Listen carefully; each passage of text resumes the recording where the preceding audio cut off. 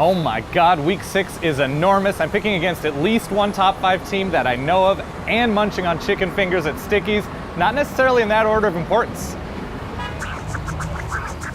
It's simple. We love college football, we love ridiculous food, so let's pick some huge games against the spread every week and eat until it hurts. It's easy call.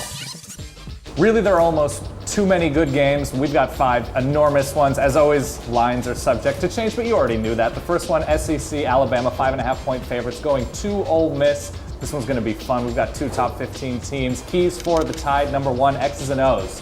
They are going to need to be able to turn this into a slugfest against a very talented Ole Miss secondary, and they can do that, and if they get sluggy, play action. That's a thing. Speed, second key. We know about Amari Cooper, but how are options 2, 3, and 4 going to do against a ridiculous Ole Miss secondary? And finally, the offensive line. Alabama's playing faster than ever, and they now have a mobile quarterback. They are going to be gassed. They are going to be tired, but this is going to be a fun matchup. Keys for Ole Miss. Number 1, that defensive front, very good, but not great running right at them. They need to be stout against the run, especially because Derrick Henry's on the other side of the field. Number 2, X's and O's for Ole Miss. Their run game, their offensive line, especially on the inside, not scaring a ton of people. They have to be good at dinking and dunking with Dr. Bo. And final key, tempo. They like to play fast. Alabama has struggled against very good no-huddle teams, but it's a double-edged sword. The offensive line gains an advantage, but you go off the field quickly on 3rd and outs.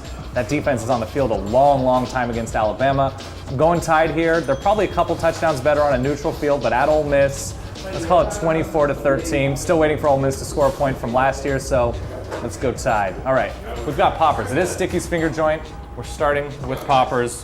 4 different, I love sauce options. Gotta have sauce options. You've got a light dusting of seasoning. You've got wasabi mayo. You've got Thai chili. You've got the homemade ranch with sriracha. You've got a yin yang. Honey mustard and barbecue. Love that yin yang. Let's go with that first. Get a little of each. I'm messing the yin yang with the delicate balance. Good size popper. Oh, very tender. Except for the sriracha ranch. It's creamy and spicy. Might as well be yin yang. Ooh. Second game, Stanford, after a tough-fought win at Washington, goes on the road to Notre Dame, who had a very nice night themselves against Syracuse. Keys for Stanford, who are 1.5-point favorites on the road at this point.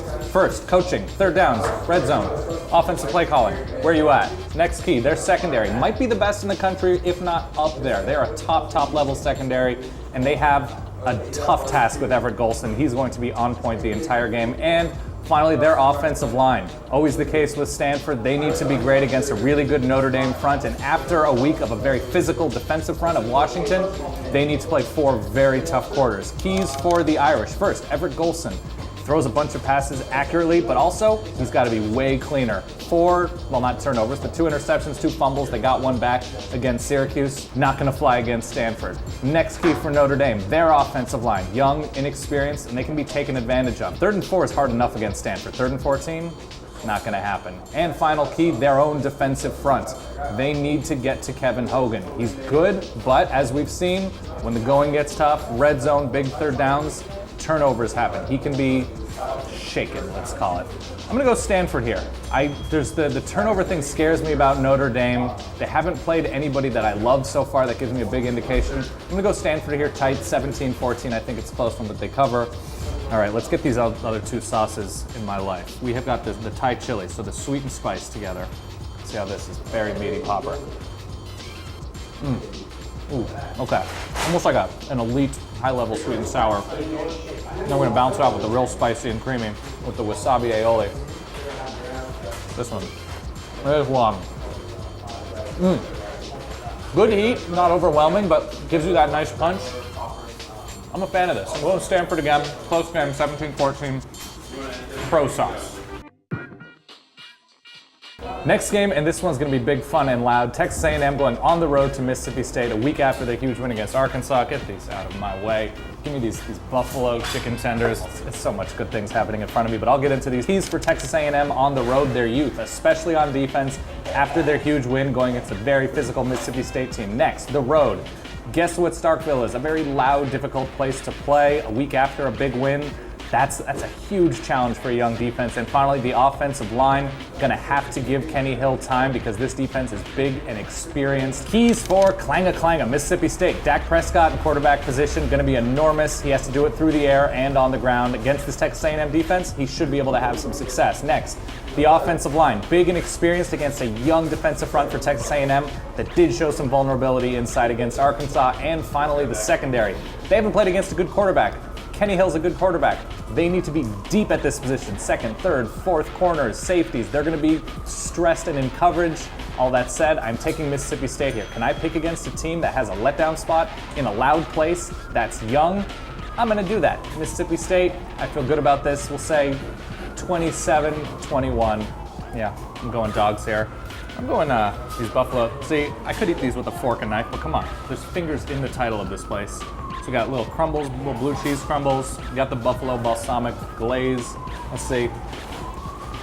The heat's early on. We got the good balance of the spice and butteriness. The sauce, like the shredded carrots. Color. Eat with your mind, eat with your eyes.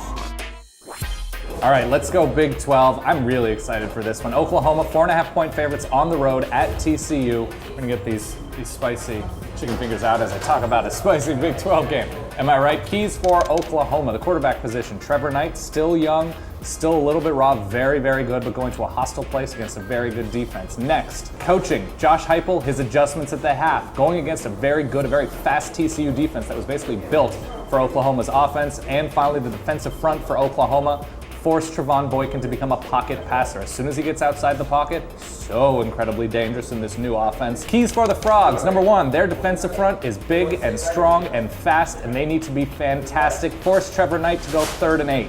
That's huge. Perine and Knight are going to be good, a little bit less dangerous on 3rd and long. Force those passing downs. Next, speed for TCU. We know BJ Catalon is good. Want to see big things from Listenby and Gray. Soften that Oklahoma defense. And finally, coaching. Very curious about the combination of Sonny Cumbie and Trevon Boykin. Very new together. What does the game plan look like? What do the adjustments to the adjustments look like? This is going to be a fun chess match, but if you can give me a home dog with a really good defense and a lot of offensive skill talent and an experienced offensive line, I'm going to take those home points. They could keep it very close. They could win outright. Gary Patterson always does a great job against Bob Stoops. Let's take TCU here. Let's take a moment to enjoy. We've got a finger on a roll. This is the parm one. We've got sauce and cheese. We've got the sauce underneath it. The finger's a great size for this bun. Let the bass. And finally, the last one, a fun Big Ten game, which we don't get to say that often. Nebraska going on the road to Michigan State. The Spartans are 8.5-point favorites. Keys for the Huskers. Running back, Amir Abdullah could be the best player in this game, probably is the best player in this game. If he and the offensive line and the coaching staff are playing in concert, that's a great thing. Number two, X's and O's.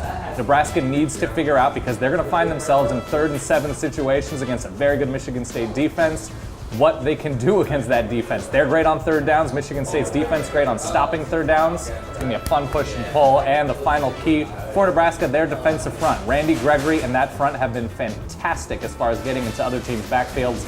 Going to have to do a lot of that against a so-so offensive line for Michigan State. Keys for Sparty. Number one, quarterback. Connor Cook is fantastic. He's now playing against a Nebraska secondary that's been very good, but kind of untested. Gave up some yards to Miami. Number two for Michigan State, coaching. They were out-schemed in their one big game this year pretty significantly in the second half by Oregon. They need to have wrinkles ready for this Nebraska offense or defense in the second half. And finally, the biggest key, and I'll swap out the food for this one because we've got some ridiculous bacon cheddar fries. We got a cheese sauce. Oh my God, it's mustardy. I'm very excited about this. Final key for Michigan State, their defensive front against the Nebraska running game. That's the whole game. That is it. That is all you need to know. I'm going Michigan State here. I think Nebraska has shown too much in the way of weaknesses at certain points. They've struggled against sort of lower teams. Injury is still suspect for them. I'm going to go Michigan State here, 28-17. I think they cover this spread. Holy hell. Because this is so saucy, I'm going to do some dipping power rankings. These fries look great. Number one, barbecue sauce. Not standard store-bought, regular-ass homemade barbecue sauce. That's your best fried dipping option. Number two, honey mustard. Especially if it has a slight kick. I like the sweetness. I like mustard. Fantastic. Number three, some sort of aioli, whether it's a sriracha aioli, whether it's, some sort of mixed mayo combination deal. And number 4, let's go some sort of like a hot sauce, like a buffalo sauce. I think it's an underrated dipping option for fries. And bonus, junior edition, ketchup. All right, those are the picks. Stanford, Alabama, TCU, Michigan State, Mississippi State. I'm feeling saucy about my picks this week, so let's make money. Let's go to Stickies. Let's have a great old time. See you next week.